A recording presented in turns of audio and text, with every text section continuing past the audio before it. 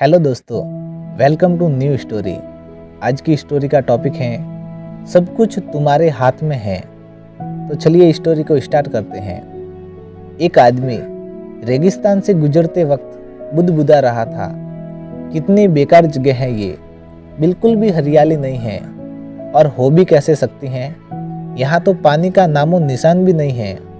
तपती रेत में वो जैसे जैसे आगे बढ़ रहा था, उसका गुस्सा भी बढ़ता जा रहा था। अंत में वो आसमान की तरफ देख झल्लाते हुए बोला, क्या भगवान, आप यहाँ पानी क्यों नहीं देते?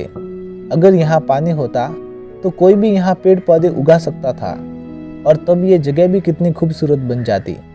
ऐसा बोलकर वह आसमान की तरफ ही देखता रहा, मानो वो भगवान के उत्तर की प्रतीक्षा कर रहा हो। तभी एक चमत्कार होता है। नजर झुकाते ही उसके सामने एक कुआं नजर आता है। वह इस इलाके में बरसों से आ जा रहा था, पर आज तक उसे वहां कोई कुआं नहीं दिखा। वह आश्चर्य में पड़ गया और दौड़कर कुएं के पास गया।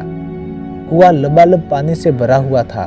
उसने एक बार फिर आसमान की ओर देखा और पानी के लिए धन्यवाद करने के बजाय बोला, पानी तो ठीक है, लेकिन इसे निकालने के लिए कोई उपाय भी तो होना चाहिए। उसका ऐसा कहना था कि उसे कुएं के बगल में पड़ी रस्सी और बाल्टी दिख गई। एक बार फिर उसे अपनी आंख पर यकीन नहीं हुआ। वह कुछ घबराहट के साथ आसमान की ओर देखकर बोला, लेकिन मैं ये पानी ढोऊंगा कैसे? तभी उसे महसूस हुआ कि कोई उसे पीछे से छू रहा है। पलटकर देखा तो एक ऊंट उसके पीछे खड़ा था। अब वह आदमी एकदम घबरा जाता है।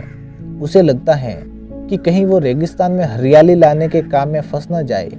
इस बार वो आसमान की तरफ देखे बिना तेज कदमों के साथ आगे बढ़ने लगा। अभी उसने 2-4 कदम ही बढ़ाया था कि उड़ता हुआ पेपर का एक टुकड़ा उससे आकर चिपक जाता है।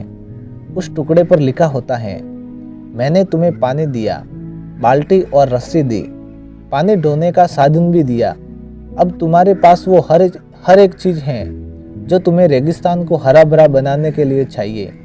अब सब कुछ तुम्हारे हाथ में है। आदमी एक क्षण के लिए ठहरा, पर अगले ही पल वो आगे बढ़ गया और रेगिस्तान कभी भी हरा भरा नहीं बन पाया।